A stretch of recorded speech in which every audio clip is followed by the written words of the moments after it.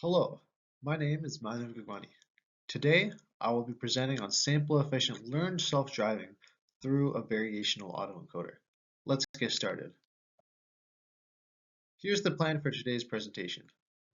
Starting with the problem statement, I'll discuss reinforcement learning. Then I'll transition into discussing the other component of my project, which was building a 1/10 scale autonomous car. My project is about making better self-driving cars. But why do we even need self-driving cars? Well, the UN estimates over 1 million traffic deaths per year, and over $2 billion are usually lost because of this in the economy. Traffic deaths are usually a result of human error and not machine failure, and therefore autonomous vehicles can solve this problem. However, the key problem with autonomous vehicles today is that the current methods for training autonomous vehicles often are very inefficient in how they use data. They take lots of data to work, and therefore they're hard to scale to the real world. So how do we teach a car to drive itself using data? Well, conventional machine learning approaches are known as supervised learning. And in supervised learning, you record a data set from an expert human driver, and then we train a model based on that data. But there is a way to have the AI model continuously learn from its experiences. This is known as reinforcement learning. To understand reinforcement learning in the context of supervised learning, think of it as updating the model with one individual data point at a time in real time. So how do we apply reinforcement learning to autonomous vehicles? In the case of autonomous vehicles, the agent of reinforcement learning is the car itself. And the car is acting in an environment we more commonly know as the road. Its observations consist of sensor data, and most autonomous vehicles usually include several cameras which are taking videos of the road and its surroundings. However, there are also other sensors which are commonly used. For example, LiDAR, which stands for light detection and ranging, basically distance measurements to see how far away obstacles are from the car. And also other sensors such as accelerometers and gyroscopes provide information about acceleration and velocity. And in this project, I will be focusing on the only observation being camera pictures from a front-facing camera looking at the road, and I'll also consider LiDAR distance measurements. So as for the reward function in the reinforcement learning, the reward function is designed to mimic what a human driver would emphasize. For example, staying in the center of the lane, avoiding crashes and collisions, and trying to stay at a reasonable velocity on the road. So to experiment and prototype with reinforcement learning algorithms, I started with the simulation. So the car will be collecting data as it goes in reinforcement learning. And in the beginning, the reinforcement learning policy will be nowhere close to optimal. So it'll crash a lot. Obviously, I don't want to do that with a real car because it would not end well. That's why I'm using a simulation. This simulation is open source. It's based off of the Unity game engine, and it simulates a 1/10 scale race car. And some key features of the simulation is that it tries to accurately simulate vehicle physics. For example, it implements the kinematic bicycle model, which describes how the front wheels of a car turn independently of the back wheels. And the simulation outputs camera images from the perspective of the car and other important data such as simulated LiDAR measurements, position, velocity, and collisions. Furthermore, it implements a standard interface created by OpenAI known as the OpenAI GYM API. And this is really useful for testing reinforcement learning algorithms because it's standardized, so anyone can plug in their algorithm into the GYM API and expect it to work. So my first try at a reinforcement learning algorithm was a well-known algorithm known as proximal policy optimization, also known as PPO. And PPO is very well suited for continuous action spaces, like driving a car where steering and throttle can be at any value between a specific boundary. And the basic idea of the algorithm is that it estimates how much better the reward is for each state and action pair, basically each combination of steering and throttle versus each image it receives compared to the average reward. So note that the car is very, very wobbly, and this is because the PPO algorithm doesn't consider algorithm actions from the past, only the present current action. However, it does do a good job at following the yellow center line, as you can see in this video.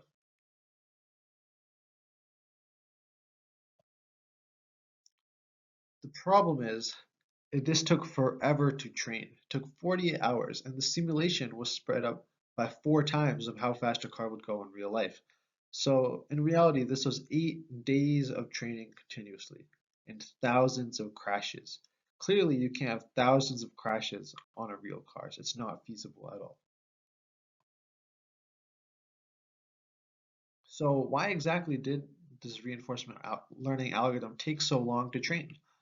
Well, there are 300,000 pixels in the image of the road that the car is looking at. Each of those with 3 different channels, red, green, and blue. So in total, we have 921,600 numbers in total. Each of those has 256 possible values. So the amount of different possible observations is huge. And furthermore, each individual pixel isn't really telling me very much. If I take a random picture from the pavement versus another pixel from the pavement, they're both black pixels. They're not telling me anything different. So it's unnecessarily duplicated information. Furthermore, considering each image of the road is slightly different, shifted slightly to the left, slightly to the right, maybe there's a shadow or a reflection, the model the reinforcement learning has to account for these small variations. But at the end of the day, we want the reinforcement learning policy to give the same action for all road images which are curved in the same way. For example, if the road is curved to the left, I want the car to turn left the same way each time, regardless of lighting or shadows or other changing details. The way we can try to solve this problem is through a neural network structure known as an autoencoder. And the goal of an autoencoder is to compress and input lots of sparse information, basically a lot of unnecessarily duplicated, not helpful information, into what's known as a latent representation, which encodes all the relevant information. So the encoder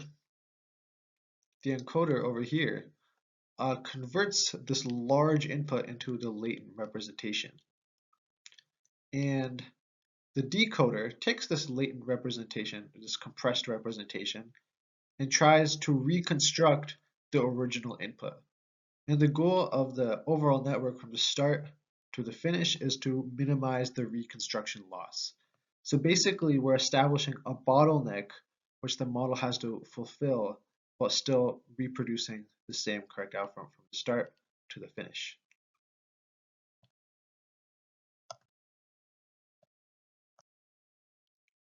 So now the facts of our autoencoder are established. How does this fit in with the reinforcement learning process?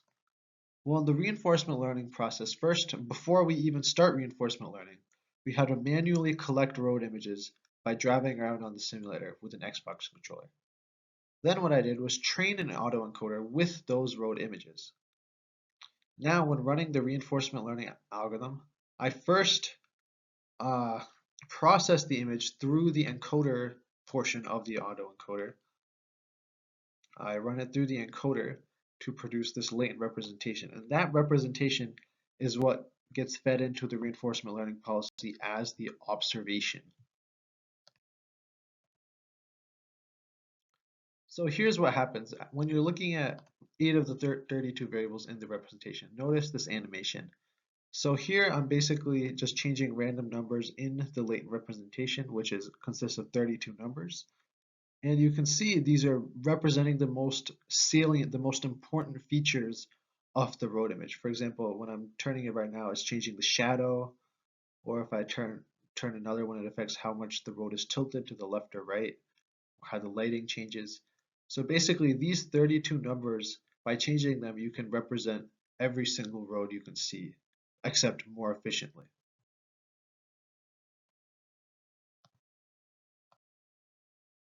So in my implementation of the reinforcement learning and simulation, this latent vector of numbers consists of only 32 numbers plus the speed of the vehicle, so 33 uh, floating point values in total. And since this input is so much smaller, the underlying policy neural network was changed from a convolutional neural network, which is normally used when dealing with images as input, to a much simpler multi-layer perceptron with a single hidden layer. Finally, I switched from the PPO, or proximal policy optimization algorithm, to an algorithm known as TQC, which is truncated quantile critics. To put it simply, TQC improves on PPO by creating a more robust policy.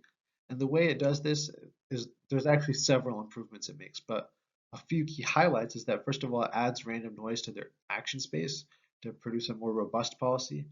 And then when evaluating the policy, it adds noise to the actions to make sure that the policy is robust with small variations in the actions. And you can see this video of the improved reinforcement learning. Notice how much smoother it is this time. It's not wobbling to the left and right because TQC also takes into account spatial information or temporal information from the past few frames of input.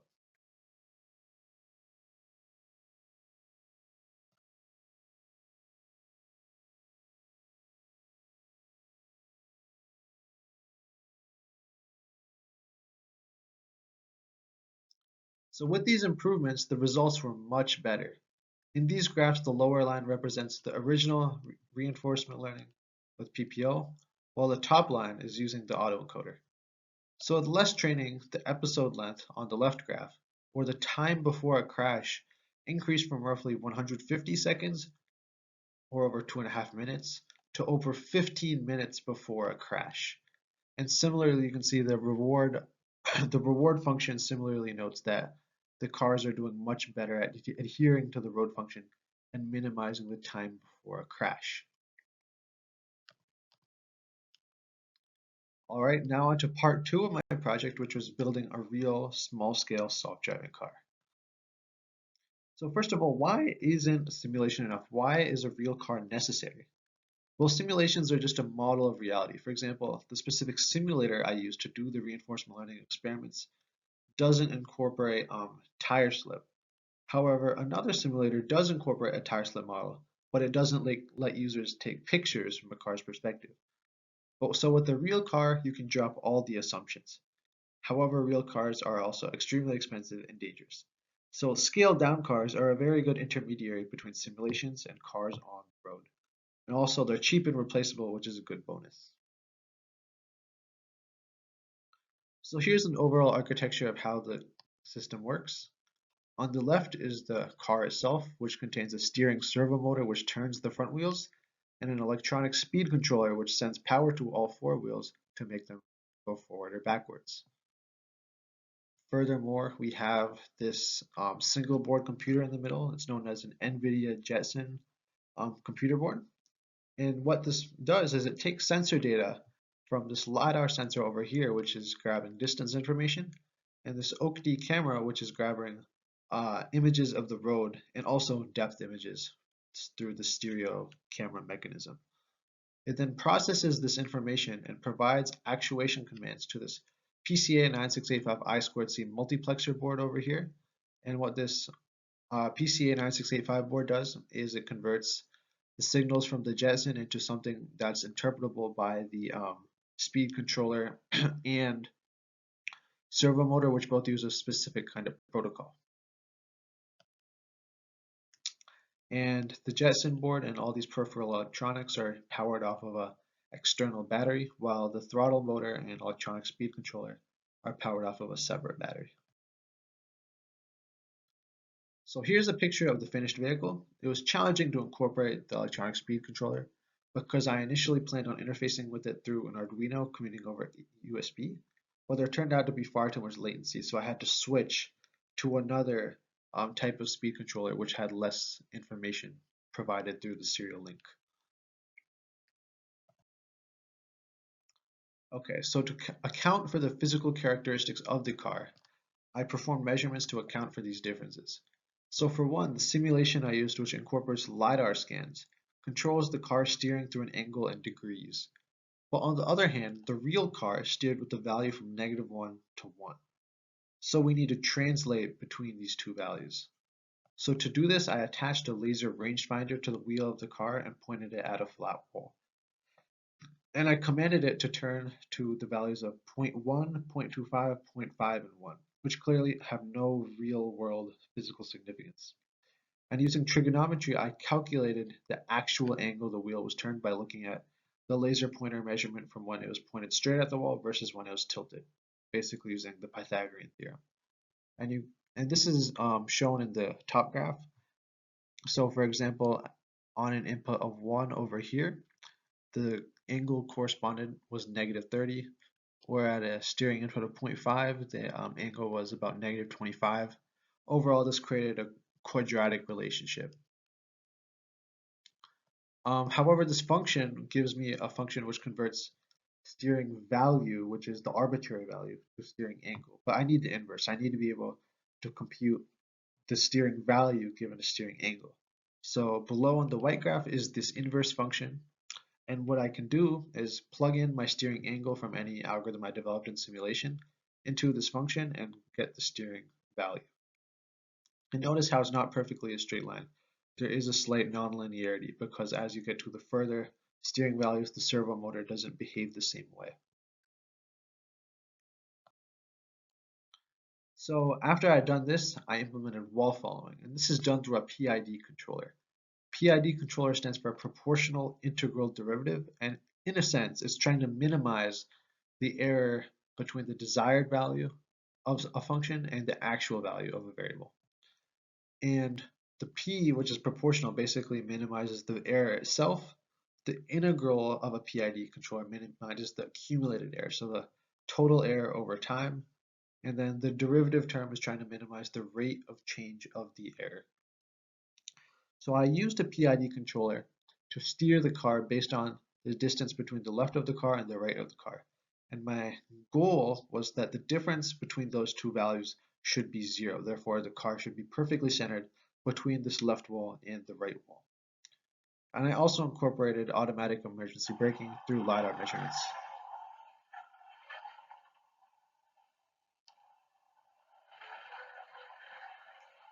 So note that's the automatic emergency braking. There. That concludes my presentation.